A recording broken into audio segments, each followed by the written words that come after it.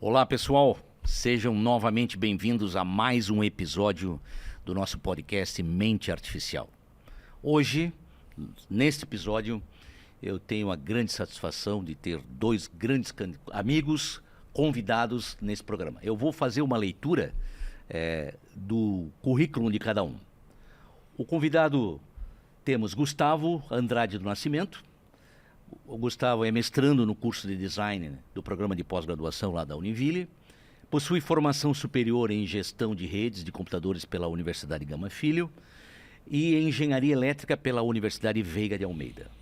Ele tem pós-graduação em comunicações móveis pela Universidade Federal Fluminense e MBA em telecomunicações e internet pela Faculdade de São Judas Tadeu. Ao longo de 30 anos de atuação dele no mercado de telecomunicações, ele tem expertise no design de soluções em telecomunicações e cibersegurança para expansão e proteção de negócios. Ele é sócio empreendedor, tem experiência em desenvolvimento de negócios e estratégias para clientes da Sercomp, uma empresa de tecnologia com mais de 35 anos dedicada ao desenvolvimento e comercialização. E aqui, à minha direita, tenho o nosso querido amigo Elcio Ribeiro. Vou ler novamente o currículo dele, ele já participou de um episódio aqui anteriormente. É doutorando em gestão de design, é mestre em design de hipermídia, pós-graduado em marketing e graduado em design. Atualmente é professor do programa de mestrado e doutorado profissional em design e dos departamentos de publicidade e propaganda e de design da Univille. Presta consultorias para grandes negócios de criação e posicionamento de marcas, lançamento de produtos, designs de serviço e branding. É co-associado da Co-Found, que é uma aceleradora de negócio lá do Ágora Tech Park. Coordena a agência experimental, Beta e o projeto Pesquisa Gbrand, atendendo startups incubadas lá no Inova Park, que é um parque tecnológico que existe lá na Univille também, em projeto de marca e identidade visual. Faz palestras sobre temas relacionados a branding, comunicação, inovação, neuromarketing e criatividade. Sejam bem-vindos, Gustavo e Elcio, mais uma vez. Ok? Muito obrigado. Satisfação estar aqui com você e sempre que precisar falar sobre design, falar sobre marcas, brand. Hoje, IA. Cibersegurança hoje, né? Com convidado super especial. Okay. Estamos aqui. Então tá, o tema hoje, então, do nosso podcast, desse episódio, seria o design, a cibersegurança e o futuro das telecomunicações inteligentes, claro, envolvendo IA. Então, nesse primeiro bloco, vamos falar sobre, mais particularmente com o Gustavo, trajetória profissional e intersecções com o design. Pô, você vê que, pelo teu currículo, né, Gustavo, você tem uma formação bastante diversa, num sentido positivo, por favor, não me interprete mal, tá? Engenharia elétrica, gerenciamento de redes. E agora, o que te motivou na área de telecomunicações, claro, e o que te motivou a ir para o design? Paulo, primeiro, muito obrigado por estar aqui, né? Obrigado ao professor Elcio, lá do design, lá da Univille, por ter essa oportunidade de estar aqui para poder falar sobre essa, principalmente assim, sobre essa história que, na minha visão, é totalmente interligada. Porque a primeira questão assim que eu vi quando era criança, né? Ou seja, tenho 46 anos hoje, talvez lá pelos meus 12 anos, 13 anos, foi ver o computador e ficar apaixonado por aquilo, tentar entender o que é aquilo, né? Durante a minha área o meu primeiro estágio foi através do CIEE, quando eu tinha uns 16 anos, mais ou menos. E ali eu comecei a ver a interligação desses dispositivos, né? E aí foi a primeira vez que eu comecei a entender, a ter a noção do que era telecomunicações. Só que rede de computadores é isso, rede de computadores é uma parte de telecomunicações. Certo. O que é uma base da engenharia elétrica. Então, a minha primeira formação foi gestão de rede de computadores na Universidade Gama Filho. Certo. E logo em seguida eu fui fazer pós-graduação na Universidade Federal Fluminense de Comunicações Móveis. Porque para mim, naquela época, eu já tinha a visão de que o cabo, a interligação por cabo, é algo que iria acabar. Não faz sentido ter computadores como a gente está vendo aqui, não tem nenhum cabo de rede. Então, a gente está justamente utilizando a rede Wi-Fi. Então, só que uma vez que eu fiz essa pós-graduação, os professores...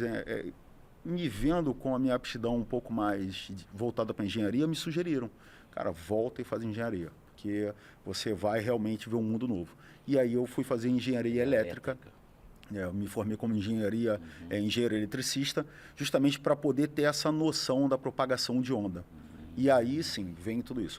O design, o que é? Como entra o design aí? Como entra o design aí no final disso tudo, né? O design que eu enxergo hoje, para mim o design era quem desenhava alguma coisa, não que não seja. Mas o que a gente fala aqui justamente do design é justamente sobre uma condição humana, olhar e desenvolver o meu produto ou o meu serviço, mais olhando o lado humano. Certo. Porque não adianta eu complicar, pegar uma camada como telecomunicações ou engenharia e dar para qualquer pessoa, dar para o CNPJ implementar, se eu não conhecer o CPF que está ali atrás. Então, o design entra justamente nessa camada de eu aproveitar mais o meu conhecimento e, através desse conhecimento, eu olhar um pouco mais para a antropologia, olhar mais um pouco mais para o humano, entender de que forma essa pessoa vai ter a vida facilitada para poder gerir aquela complexidade toda que dá para se tornar bem simples. Bacana. Se o professor Elcio quiser complementar alguma coisa complementada aí. Não, perfeito. A experiência do Gustavo no programa está sendo muito positiva e é muito comum a gente receber profissionais de áreas muito diferentes. Certo. Então, aqui ele vem da engenharia, mas tem o administrador, tem lá o arquiteto, tem o advogado, tem o designer também. É uma coisa multidisciplinar, né? Multidisciplinar. Justamente pelo fato de, como o Gustavo coloca, né? É uma faculdade onde você vai aprender a projetar a partir do ponto de vista, né? Suprindo uma necessidade, uma demanda do humano. Então, existe até uma grandeza na nossa área que é o design centrado no humano. Usuário. Né? Tá. No humano. Tá. E aí, Gustavo, você acredita, já que estamos falando de design agora, ele pode melhorar a comunicação entre a tecnologia e o usuário final? E vou um pouco mais além. A IA pode ter uma participação nisso, nesse link? Olha, perfeito. Uma coisa assim, a inteligência artificial hoje, ela traz justamente uma evolução muito grande de todas as áreas. Certo. Porque, na realidade, nós tínhamos já esse histórico muito grande de todas as áreas. Nós temos uma história repleta em qualquer área, seja direito, seja arquitetura, seja qualquer área, engenharia. Só que a gente tinha todo esse catálogo e uma pessoa, uma simples pessoa, para fazer uma busca central em cima desse catálogo, perdia muito tempo. O que a IA faz? A IA pega tudo isso, a gente, assim, vem sendo feito um trabalho de pegar tudo isso e entregar, eu vou falar até saindo da parte techniquez, entregar para um computador, entregar para que ele possa catalogar tudo isso. E a partir disso, analisar todas aquelas experiências, porque história é experiência, né? Então, assim, analisar todas aquelas experiências e numa pergunta que eu faça diretamente no ChatGPT, vamos botar assim, ele me dá um direcionamento com um processamento e uma busca rápida e avançada naquele banco de dados. Ele já te adianta vários passos, né? Para o cara já ir. Vários passos. É verdade. Na realidade, hoje o ChatGPT, assim, até trazendo, né, assim como outros, ele é uma biblioteca ambulante onde eu coloco ali. Porém, aí a gente tem alguns problemas da cibersegurança, que depois a gente vai entrar um pouquinho a mais, né? Mas trazendo um pouco mais para a pergunta, o que o design ele vem, né, nesse ponto?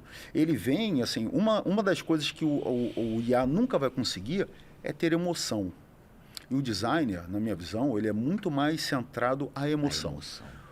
Como eu me sinto quando eu acesso tal sistema, quando eu me sinto quando eu entro num carro X, como eu me sinto quando um processo de advocacia de tal fulano é levado dessa forma. Então, o design entra justamente nessa parte emocional que a IA nunca vai ter. A IA vai chegar a um ponto, sim, de analisar a expressão de rosto facial e dizer qual o sentimento que eu posso estar tendo. Mas uma pessoa que chora por emoção e outra que chora por dor, é muito difícil de você saber a diferença. Exato. Pode ser que ela chegue lá através de análise de padrões, como íris e tal. Pode ser que ela chegue. Eu acredito que chegue. Pode ser. Verdade. Mas isso vem evoluindo, né? Muito. Porque eu me recordo, assim, dos primeiros testes, os protótipos, por exemplo, de avatares. Era aquele avatar ainda bem mecânico. Sim, E aí a voz era aquela voz de robô mesmo, mecanizada, né? né? Mecanizada. Hoje existem algumas IAs que você cria vozes, narrações, e ela tem, inclusive, assim, um ajuste. Você consegue controlar o sotaque, alguns trejeitos. Sim. E ela consegue aprender, por exemplo, eu gravo 4, 5 frases, 2 parágrafos. Eu leio aquilo, ela vai aprender com a minha forma de falar e ela pode recriar vozes a partir, né, desse aprendizado que ela faz. Eu acho isso sensacional. É fantástico mesmo. Tanto voz, vídeo, né? A gente vem acompanhando em algumas redes sociais influencer utilizando, por exemplo, avatares que você... Até no último episódio eu fiz uma brincadeira com o pessoal. Falou, será que o Paulo, ele tá aqui mesmo ou isso é um avatar, né? Que foi criado com inteligência artificial? Filme Matrix. Né? Porque é possível, né? Hoje a gente já vê avanços nesse sentido. Exato. Tá, Gustavo, existe, por causa dessa tua navegação em diversas áreas, eu te pergunto, tem algum projeto específico que foi realmente aquele divisor de águas da tua carreira?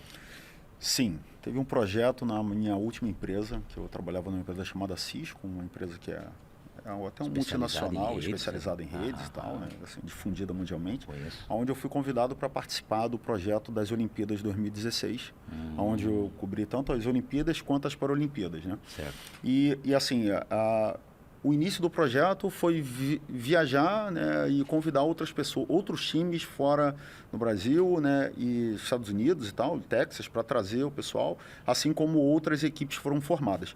Esse foi o divisor de água porque, na realidade, me fez participar, primeiro, de um projeto de início e fim, imediato, que deveria ser entregue em um projeto que ocorre de 4 em 4 anos no mundo inteiro. Então, é algo absurdamente gigantesco, né? Magnânimo, vamos durante dizer. 4 semanas, né? Mais ou menos. Durante 4 semanas. Um mês, mais ou menos. É rápido, né? E assim, aquela questão do planejamento. Você pode até planejar para tudo dar certo, mas vai dar errado. Alguma coisa vai dar errado. Sempre. E uma das coisas que eu me lembro é que a gente planejou a cobertura de Wi-Fi em Copacabana, por exemplo, que teve ali os Jogos Olímpicos, natação e tal. Tá. Só que o Wi-Fi dos prédios, os residenciais, atrapalhavam a propagação de onda do Wi-Fi das Olimpíadas. Rapaz. E não dava para ir em apartamento para apartamento pedir para desligar. Pelo contrário, se falasse, o pessoal ia aumentar a potência. Né? Então, ali foi um absurdo. E assim, a característica humana de poder desenvolver e entregar, né, essa solução, lidando principalmente com o estrangeiro de diversas nacionalidades, traz essa condição um pouco mais do design, que eu venho realmente buscar para aprender muito mais, né? Para poder saber entregar a solução que o outro requer e saber lidar com crise. Porque também uma coisa é você desenvolver. Isso aí foi uma situação de crise, né? Foi uma situação de crise. Você conseguiu, não digo a palavra burlar, mas como é que você conseguiu, tá me faltando a palavra, driblar isso para solucionar, para que o Wi-Fi funcionasse na beira da praia? Por que gerou um problema? Porque hoje em dia tem um chamado Mochilink, né? Eu acredito que vocês devam ter até aqui o Mochilink, que é a mochila onde você não tem mais o cabo. Você hoje trafega tudo pela internet. Então, aquela mochila se conecta ao Wi-Fi e você consegue fazer a transmissão ao vivo pelo Mochilink. E esse Mochilink que usava a rede... um roteador. Então, a Mochilink é como se fosse um roteador. Como se fosse um roteador. Que ele pode usar tanto a rede celular quanto a rede Wi-Fi. Ou a rede cabeada também. Pode cabeada aí? Tem pode um cabeada. RJ45zinho ali, um cabinho e tal. Você internet? Tem diversas formas de conexão.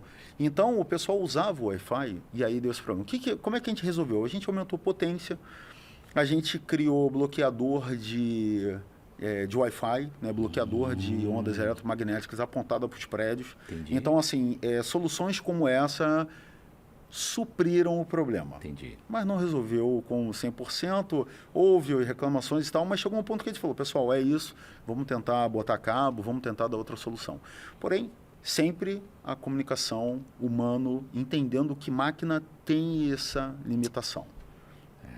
tudo é perfeito, até dar problema. Até dar problema. Tecnologia é isso, tudo é perfeito, até dar até problema. a hora que der problema. Ainda mais que o Murphy está sempre presente, né? Exatamente. As suas leis sempre imperam nesse mundo. Isso aí, Tá? exatamente. Bom, vamos encerrar esse bloco, voltaremos a seguir.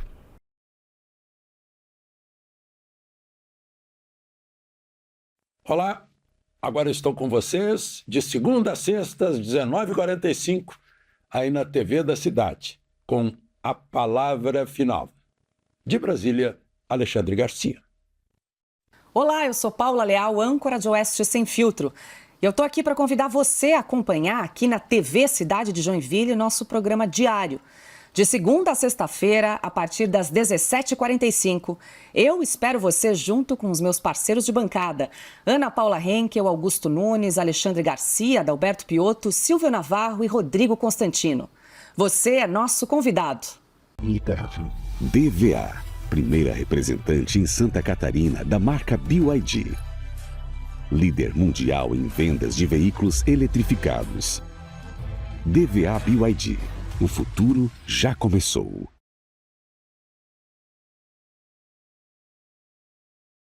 Olá, pessoal. Estamos de volta. Nesse bloco, vamos falar sobre cibersegurança, telecomunicações e inteligência artificial. Muito bem. Bom, aí eu faço a pergunta para os dois, né? O avanço da IA, quais são os maiores riscos em termos de cibersegurança nas empresas? Afeta? Vamos lá, em relação à cibersegurança, Isso, ela... explica para o pessoal o que seria a cibersegurança. Então, cibersegurança, na realidade, é toda vulnerabilidade que nós temos aonde a tecnologia está envolvida. Então, um celular pode ter problema de cibersegurança se eu, através de outro celular, invadir esse celular. Então, isso já é cibersegurança. Então, assim, é tudo que envolve a tecnologia. E uma vez quando a gente fala sobre telecomunicações e IA, a gente está falando sobre... E aí a gente entra até na condição do 5G hoje, né? 5G. Então, assim, o 5G ele vem para ampliar nossas redes e integrar tudo. Pelo menos na minha casa, a Alexa lá, ela já consegue ligar o ar-condicionado, já consegue... Então, as casas vêm se tornando automatizadas. Quando a gente fala da IA, a IA tem a capacidade de analisar um ambiente e ver se o ambiente está escuro ou claro, ligar uma luz. Ou ele tem a condição de, através de sensores, analisar a temperatura daquela sala e ligar automaticamente um ar-condicionado e desligá-lo. Então, a gente consegue ter uma rede, uma casa ou uma vida automatizada, talvez aí de uma forma até inimaginável. O que é o problema da cibersegurança? Quanto maior como é que eu vou dizer assim, o acesso, maior a condição de cibersegurança. O risco. Hoje, a maioria das empresas, eu tenho vários clientes hoje que olham para isso, as invasões hoje não ocorrem tanto de fora para dentro. Elas ocorrem de dentro para fora. Porque se eu pegar um pendrive e colocar no chão ali escrito RH, alguém vai pegar o pendrive e vai colocar no computador. E aí vai ver lá assim, um arquivo escrito. Salário diretoria. E vão abrir. Será que vai abrir? Será que vai abrir? Salário comunicação. Salário Paulo. Será que vão abrir? Para poder olhar aquilo ali? Então é um prato cheio hoje. Então, assim, a grande condição está de dentro da empresa. Máquinas de refrigerante ou câmeras hoje estão integrados na rede sem segurança nenhuma. Então, hoje existe um olhar para dentro. E aonde a IA entra nisso? Pois é. A IA traz essa capacidade de tanto proteger, trazer essa capacidade de informação imediata. Olha, foi detectado, através de análise de diversos dados, foi detectado que um pendrive indevido foi colocado no celular, no notebook do Paulo e comunicou com o IP na China. Peraí, por que você está comunicando com um IP na China? Um IP na China, comunicando com um computador na China, se não é teu fluxo? Então, muito provavelmente você está infectado. A IA, ela tem essa capacidade de fazer uma análise para você, porque a IA é uma análise de padrões. Se eu falo que o padrão não é comunicar na China, uma vez que você acesse, ela pega. E aí vai além quando você coloca assim, o que aconteceu? Que é justamente o que a gente coloca no chat GTP. Sim, o que aconteceu? Lá, escreve e tal. E pode colocar o idioma que for, o que aconteceu. E aí ele vai falar assim, ó, o computador tal, aconteceu isso e isso, no horário tal, em que momento tal. Então a IA facilita isso. Da mesma forma que facilita para nós, defensores da segurança cibernética, facilita para os atacantes cibernéticos. Aonde antes você tinha máquinas ou pessoas por trás digitando, você hoje consegue automatizar máquinas para fazer ataque contra empresas. Tá, daí pergunto, então você acha que a IA trabalha mais como uma aliada do que como uma ameaça nesse contexto aí? Ou não, depende também. Olha, muito mais como... muito mais do que armas, vamos botar assim. Porque a IA, com a IA a gente tem a capacidade hoje de fazer uma análise mais profunda sobre problemas médicos, sobre diagnósticos. Sim. Então a gente consegue ter uma análise maior. Talvez aquela condição assim, eu olhei para o Dr. Google, né? Que meu pai é um que gosta do Dr. Google, né? Olha tudo lá. Se meu pai tiver acesso ao chat GTP, que ele provavelmente vai ver, eu vou ensinar para ele depois. Entendi. E ele vai perguntar e vai estar lá. Agora, em relação à cibersegurança, o atacante tem uma intenção. Quando ele tem uma intenção. Existe uma estratégia muito mais forte do que a estratégia da proteção. Então, hoje a cibersegurança ela tem que ser totalmente preventiva. Temos que criar, sim, formas totalmente preventivas de evitar que isso possa acontecer. E cada vez estudar mais formas de ataque. Boa. Ô Paulo, tu comentou da questão da IA. Me recorda assim, um outro ponto de vista, né? O Gustavo falou da questão da cibersegurança e eu trago aqui para a nossa conversa um outro ponto que é a questão dos padrões, como ele fala, os padrões comportamentais. Porque hoje, como ele deu o exemplo, né? Eu tenho uma Alexa instalada na minha casa. Certo. A partir do momento que essa casa é automatizada, você tem ali padrões de comportamento. Então, quantas vezes essa pessoa ela liga o ar-condicionado? Quantas vezes ela aciona lá o fogão? Abre a porta da geladeira. Assiste, liga uma televisão. Né? Quantas vezes ela abre o chuveiro? Ela aciona um chuveiro para tomar um banho, enfim. Certo. A partir do momento que eu tenho padrões, o mercado ele consegue ter também uma leitura mais aprofundada desse consumidor. Entendi. Portanto, ele consegue oferecer e adaptar os seus serviços, os seus produtos, pensando nesse padrão comportamental. Quer ver que interessante? Às vezes a gente acaba tendo uma conversa entre amigos um tema muito específico sobre um determinado produto. E aí dá alguns segundos, um minutinho, aparece alguma coisa ali no teu celular. É uma propaganda, é indicação de algo que está relacionado a essa conversa. Não é coincidência. Não é coincidência, né? Sim. Então, assim, a partir do momento que você baixa um aplicativo, e esse aplicativo é muito legal porque ele envelhece a pessoa, ele mostra a pessoa numa versão de desenho. Mas quando você fez o download, você lê os termos para poder... A gente não lê. Ninguém lê. Ninguém lê. E talvez ali naquele termo de uso, tá lá a sua autorização em compartilhar os seus dados comportamentais. Exatamente. Então, é nesse ponto que eu trago uma reflexão para as pessoas também. Entendi. Então, aí pegando esse gancho, você acha que... Quais são hoje essas práticas, então, mais eficazes para a gente se proteger esses sistemas de telecomunicações? Bem, o que acontece principalmente é educação. É educação, porque é sempre a pessoa, é sempre alguém que permitiu. E a permissão é clicar em cima de alguma coisa, é executar alguma coisa, é instalar algum arquivo. Então, a educação é o principal. Hoje, nenhum de nós, né, pensamos, falar de nenhum de nós como o todo, né? Pensamos qual é a insegurança que eu vou estar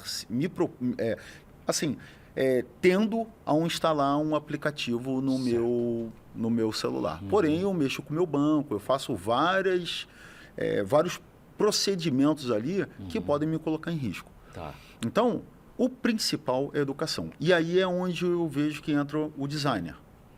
Para entender aquela pessoa, se aquela pessoa consegue ter uma noção do que é clicar num link que mandaram para ela. Porque é muito comum, a gente vê essa condição da fraude telefônica. Direto. Aqui eu sou da Nubank, eu detect... Eles já sabem que você tem conta lá. Tem Detectamos que você... Exatamente. E são cada vez mais perfeitos, né? É perfeito. Cada vez mais perfeito. Porque eu já tive o poder de contato com convencimento, alguns que você entra, tipo, você recebe um e-mail, às vezes você não olha exatamente assim da onde que é o remetente, e aí você clica, porque é o banco que você está acostumado, abre um site que é muito igual É muito igual. ao que você geralmente opera. isso. E ali mora um perigo. Eu já fiz uma travessura estudantil, que foi entrar no metrô do Rio de Janeiro, criar um Wi-Fi escrito Wi-Fi grátis, né? E o pessoal, quando vê aquela banda liberada, acessa. Nossa. Clica e acessa. A partir daquilo ali, eu consigo criar a possibilidade de roubar dados da pessoa. Tudo que você tentar navegar, então você consegue. Justamente para poder analisar o comportamento da pessoa. Para poder entender quem é que vai acessar. Então, assim, a cyberinsegurança está em tudo que envolve tecnologia. Entendi.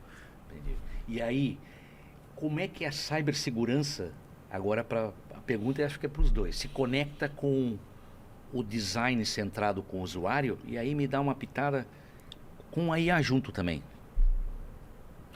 Olha, na minha visão, quando a gente coloca a IA em cima de cibersegurança, como eu citei antes, a IA, na realidade, é uma análise de experiências, uma análise de documentos que foram feitos uploads, né? Copiaram, colocaram lá e entraram com os dados. E se eu envenenar esses dados?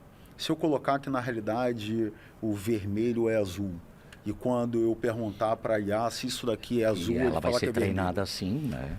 Então, hoje existe a questão do envenenamento de dados da IA, que é muito melhor do que roubar dados para a insegurança.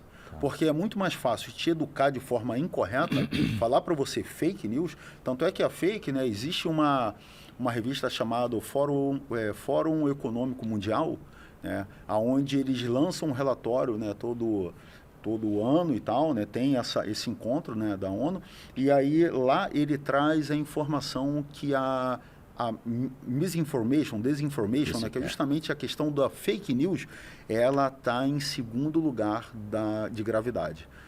E aí, através de uma IA envenenada, você coloca isso. Como é que entra o design? O design nisso aí, tá.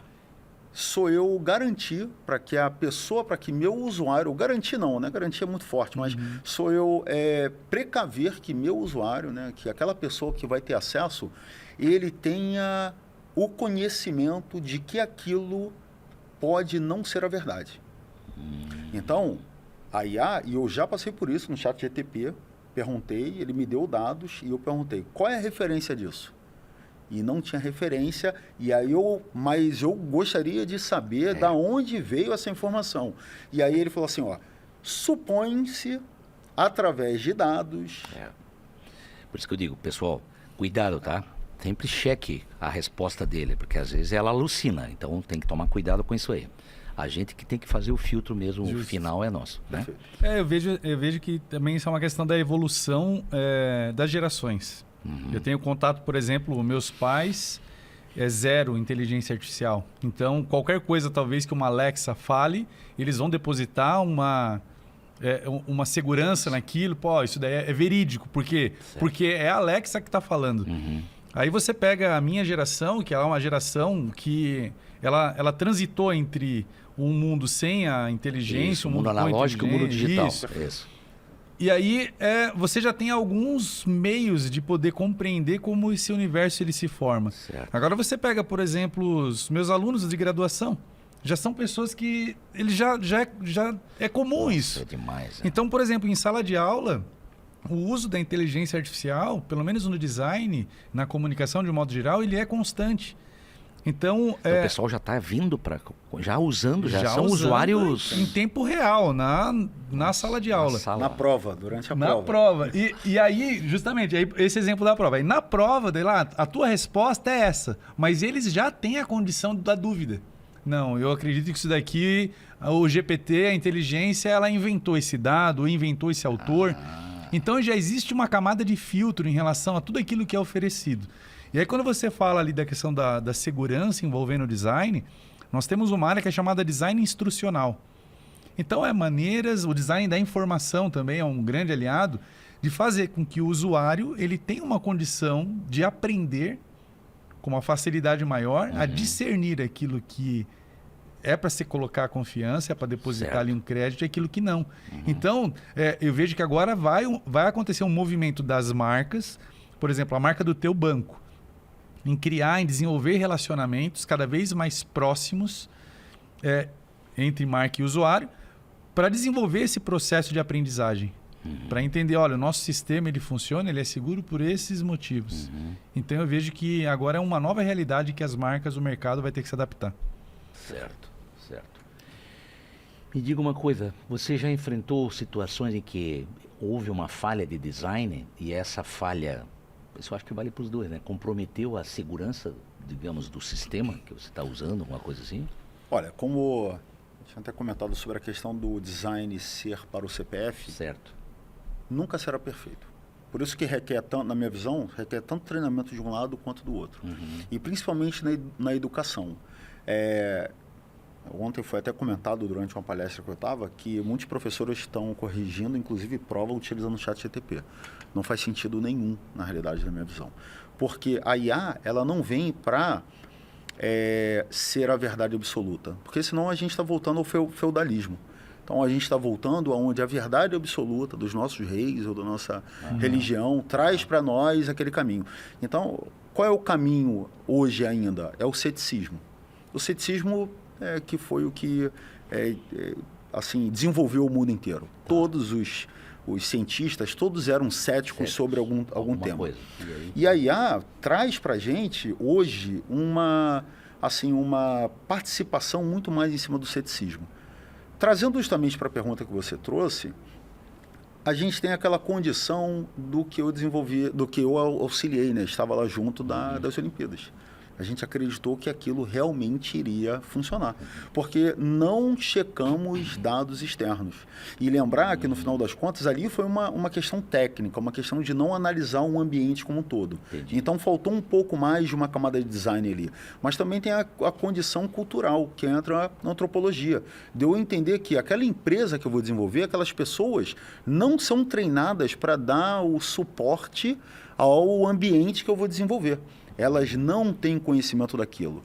Então, se eu não... E já aconteceu, sim, em alguns assim, na minha carreira aí, né? Antes da Cisco, eu trabalhava na Petrobras, trabalhava da mesma forma, como terceirizado, atendendo demandas sobre alguns setores dentro da Petrobras. Certo. E a gente, por não analisar quem ia mexer naquilo, chegava em algum momento que a pessoa não conseguia desenvolver. Ou seja, a gente criava um problema não analisando o CPF que iria mexer naquele sistema. Do ponto de vista do design gráfico, eu vou falar de uma área que eu estou atuando muito, né? Que é a parte do branding. Certo. É a parte do design gráfico, é a comunicação visual. Criar a marca, né? Criar a marca e toda a identidade que dá suporte para essa comunicação. Eu vejo que os sistemas que tendem a serem fraudes, as fraudes elas operam com um nível mais inferior em relação à administração desses ativos visuais. Certo. Então, quando você entra lá num site que ele é fake, tem uma imagem que ela está em baixa resolução, a aplicação da marca ela não está atendendo às diretrizes que normalmente aquela marca atenderia com um processo consistente de aplicação de marca e identidade. Entendi. Então, eu vejo que as marcas que investem nesse processo, nessa estrutura de um bom processo e um processo profissional de criação de marca, o seu sistema de identidade visual com uma paleta de cor bem codificada, especificada, um padrão tipográfico bem estabelecido e bem gerenciado, como também os seus pontos de contato de forma muito consistente, tendem a diminuir esse ruído e fazer com que o consumidor, ele olha... Não, tem alguma coisa estranha. A pessoa ela pode não saber identificar o que é, mas ela sabe que tem algo estranho naquela interface. Então eu vejo que é uma contribuição gigante do design nesse sentido. Beleza. Encerramos o bloco agora. Voltaremos depois.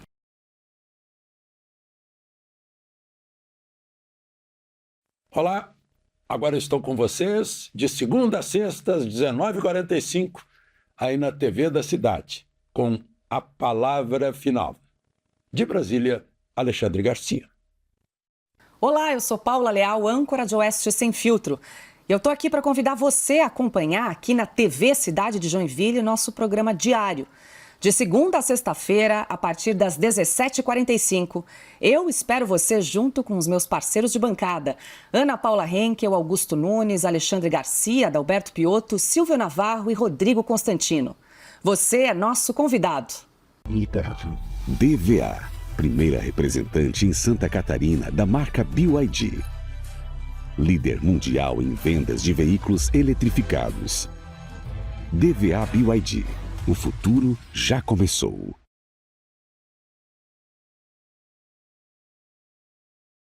Voltamos para o último bloco. Nesse bloco vamos falar sobre futuro, inovação e impactos sociais, né? A IA, design e etc. Então vamos lá. Queria falar alguma coisa? Gustavo, por que tu estava falando de GTP e não GPT? Porque eu estava falando errado, na realidade. GTP, na realidade, é um protocolo, né, que eu trabalhei durante muitos anos e aí eu acho que ainda está na minha mente tomado, mas na realidade é GPT. GPT, General Pre-Transformer. Pre-Trained Transformer. E cada vez mais essas siglas, né, no nosso cotidiano, né? É isso mesmo. Tecnologia. E aí é até injusto, né? Porque já trabalhou com GTP, e aí depois fica no cérebro e depois vem o GPT. É isso aí. Hypertext Protocol, uma coisa assim. E agora as IAs, elas vêm cada vez com os nomes diferentes. O DeepSeek, agora inventaram o Manus. Agora tem um protocolo para trabalhar com as IAs, com os agentes, que é o MCP, tá?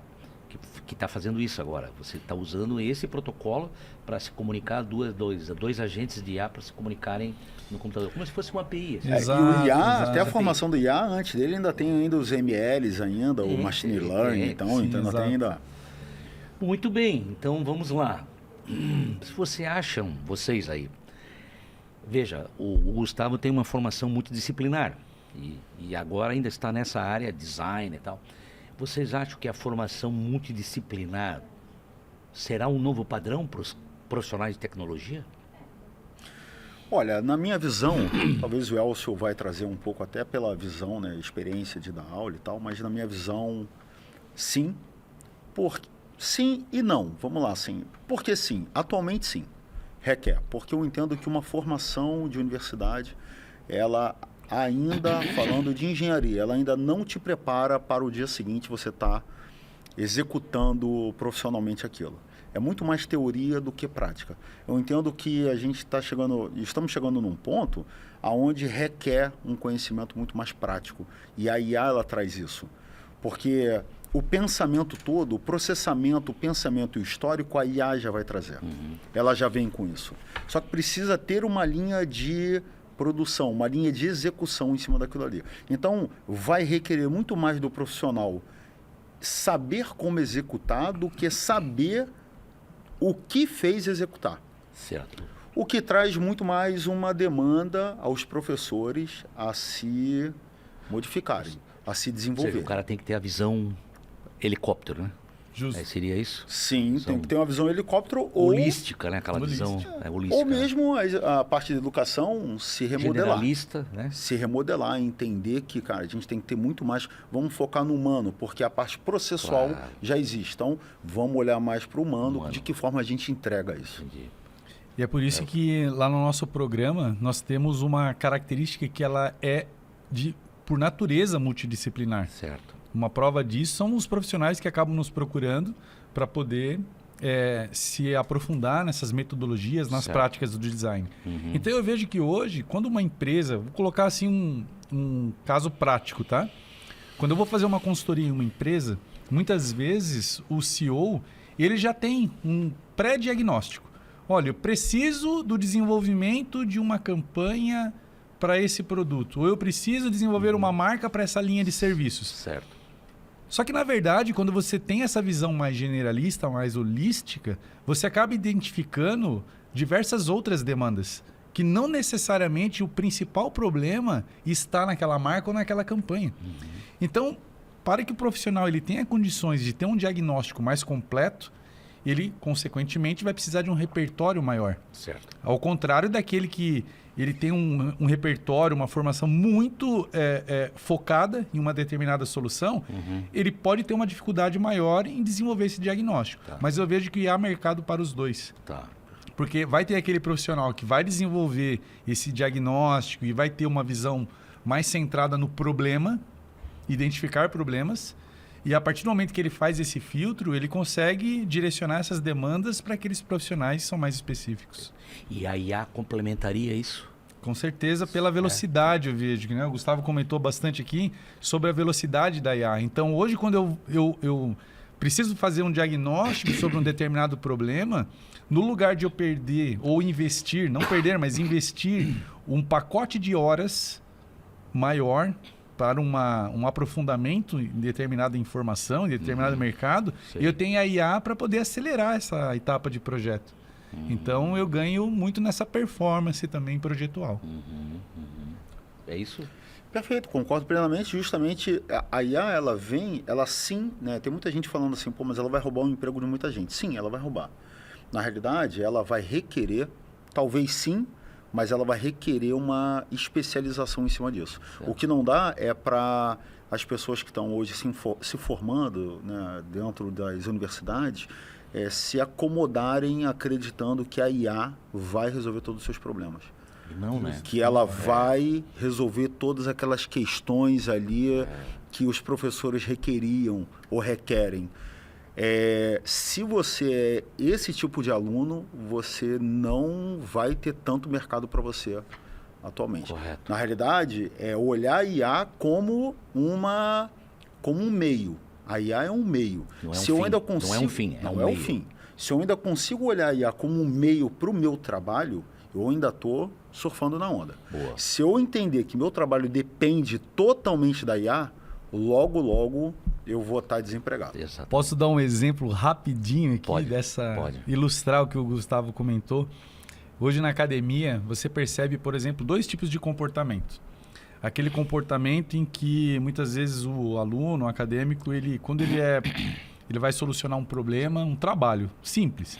Preciso que você faça a leitura desse artigo, uma análise em relação ao artigo, uma bibliografia.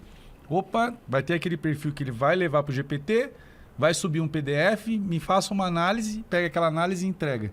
Só que daí eu posso questionar esse acadêmico, se tá ok, tá aqui, muito legal o teu trabalho. Me fala um pouco sobre o que você leu.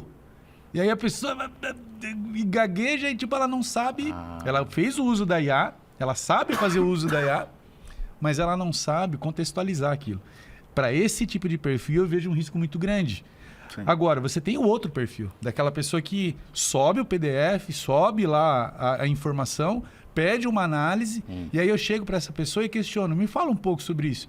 Olha, professor, achei interessante porque eu fiz a leitura com o auxílio de uma inteligência artificial, ele me apontou esses pontos e me sugeriu outros também, conforme aí ele vai apontando correlações, ele faz sinapses a partir dos resultados que a inteligência ofereceu para ele. Mas aí também depende do prompt dele, Depende de fazer a pergunta certa. A pergunta certa. Então, para esse tipo de profissional, eu vejo grandes oportunidades. Correto. Mas porque ele não depende 100% da inteligência. E ele não vai ficar satisfeito com as respostas da IA. Exato. Ele sempre vai questionar. Mas por que você me deu isso e não aquilo? Não, porque você pode utilizar aquilo também. Não, peraí. Mas se eu posso utilizar aquilo, por que você me deu o ceticismo? O senso crítico, acho que tem que estar sempre... O senso crítico. O senso crítico. Daí ofereceu tem que aqui... presente pra gente. Me apontou um autor. Daí a pessoa, ela não contente com a informação que o GPT informou, tá, mas esse autor, deixa eu ver um pouco do trabalho dele, joga lá no Google. Não, mas esse cara não existe. Entendi. Ou é um outro nome. Entendi. Então a pessoa ela tem que ter essa característica questionadora. Tá. Me digam agora, na opinião de vocês, quais as habilidades humanas, né? Os skills, né? Que ainda continuarão, né? Sendo insubstituíveis apesar do surgimento da IA e do uso da IA crescente em nossas vidas? Olha, na minha visão, sem dúvida, a empatia, a tolerância, a condição de ter uma mente aberta. Eu acho que está tudo dentro da empatia, na realidade, de parar e escutar, entender o problema do outro. Porque se a gente hoje está num momento de inclusão, e aí temos que ter cuidado com a IA nesse ponto, porque a IA ela não consegue ter uma visão de inclusão, que é uma visão de empatia. Ela vai colocar um padrão para seguirmos, só que o padrão ela não consegue englobar todos.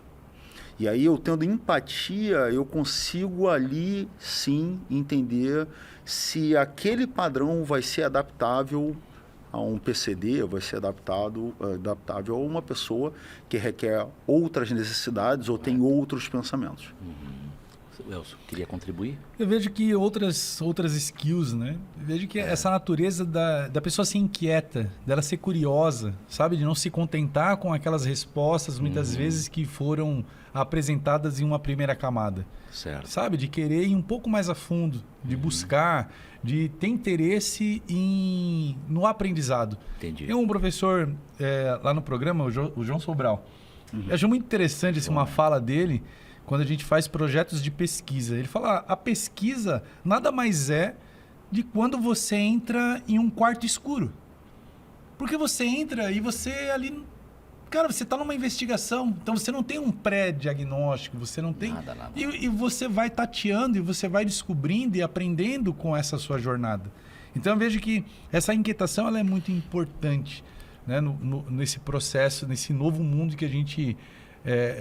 tem pela frente. Então, a inquietação ela é fundamental. Outro elemento, assim, uma característica que eu acho que é legal, para as pessoas que estão acompanhando, pessoal que está na universidade, que está buscando capacitação, é a proatividade. Porque eu vejo que a proatividade talvez não é uma característica que você vai aprender em sala de aula, em um treinamento, em uma palestra.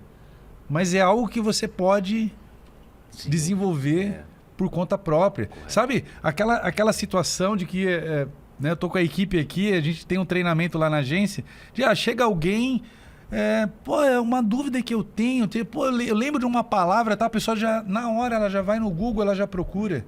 Ela fala, poxa, eu tô com a garganta, é melhor você incomodar seus professores do que eles te incomodarem. Exato. Né? Muito melhor. Então, com certeza. A proatividade, eu vejo que ela rouba cena em muitos ambientes, tá? De forma positiva. Correto. E agora pergunto vocês, assim, que já tenham a experiência no mercado de trabalho e também na academia, que conselho, né, você daria hoje para essa turma, os jovens, essa gurizada aí que está entrando na área tecnologia, design, IA, que tipo de conselho vocês poderiam dar para esses caras? Olha, a minha sugestão em relação à academia, principalmente, é lembrar que a universidade, quando ela foi criada para desenvolver mente pensante. Tanto o mestrado quanto... Então, ela foi desenvolvida para isso, para poder reunir mentes curiosas, mentes criativas e curiosas, para que elas pudessem desenvolver questões e melhorar, né, a vida como um todo, tanto delas como um todo, né, como social. Então, entra justamente na condição da inovação social e tal. É não se permitir a IA ser, vamos dizer, o maestro da vida daquela pessoa, que é justamente ser escravo daquela inteligência artificial. Aí não dá. Ela não é humana, não é uma inteligência humana, ela é uma inteligência artificial. Então, é utilizar o meio. Meu trabalho de conclusão de curso é dependente da IA. Eu vou jogar para dentro da IA justamente uma análise de padrões de comportamento e tal. Mas é algo inovador, é algo que não tem ainda. Então, não seja dependente da IA. Boa. Acho que essa é a condição. Não seja dependente. Não pode ser dependente. Utilize como meio de você chegar lá. Com parcimônia. Meio, não fim. Meio. Como meio de chegar em algum lugar e sempre com o pé atrás. Correto. Falou tudo, né? Gustavo resumiu bem. Eu vejo que concordo com esse pensamento em trabalhar e entender a IA mais como um trampolim do que como uma muleta. O trampolim, você vai utilizar a IA para se projetar, para se desenvolver. Ela vai ser um baita de um aliado na sua carreira, no seu desenvolvimento pessoal. Então, ela vai te ajudar e facilitar, né, em vários aspectos. Mas não tenha como a muleta. Mas se eu não tô com ela aqui, agora como é que eu faço? Aí eu fiz lá um baita de um trabalho, mas se eu tiver que falar sobre isso, eu não tô com o computador aqui, com o celular e com o chat aberto para poder ter uma segurança maior. Entendi. Então acho que a autonomia ela é fundamental, né? Beleza. E aí, para você agora, como é que você vê ou enxerga o futuro da telecomunicação usando a IA, com o avanço dela, né, sobre a área, e a computação em nuvem? Olha, a computação em nuvem para a IA ela é fundamental, na minha visão. Por quê? Porque a geração de energia num data center IA, ele é muito maior, mas é coisa de 7 vezes para cima. Tem se discutido muito isso, né? Ao necessitar, inclusive, a parte de refrigeração à água, não mais ar. Não mais ar. Então, a refrigeração à água de tanta capacidade e potência que um data center IA, que é totalmente diferente, e poucas empresas terão essa condição.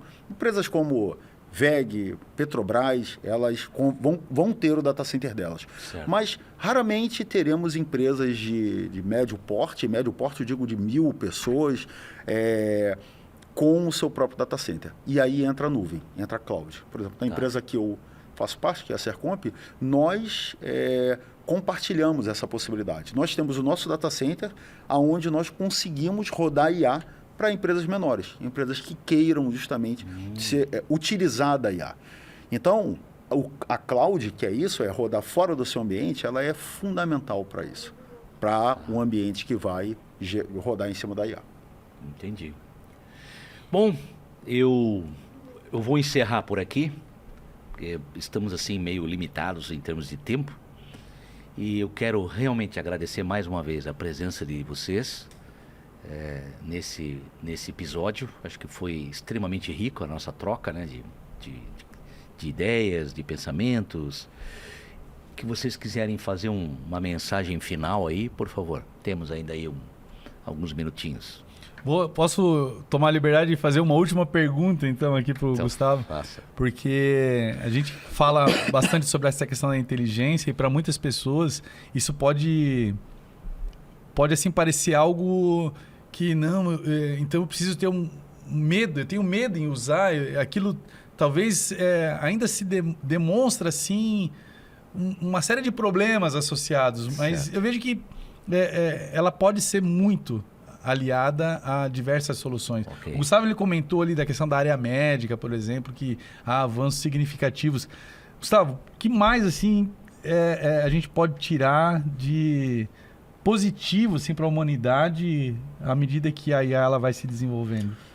Sem dúvida nenhuma, cura de doenças, onde requerem análise de diversos padrões. Então, assim, tudo que requer análise de diversos padrões, a IA vai ter a condição de trazer resposta para nós.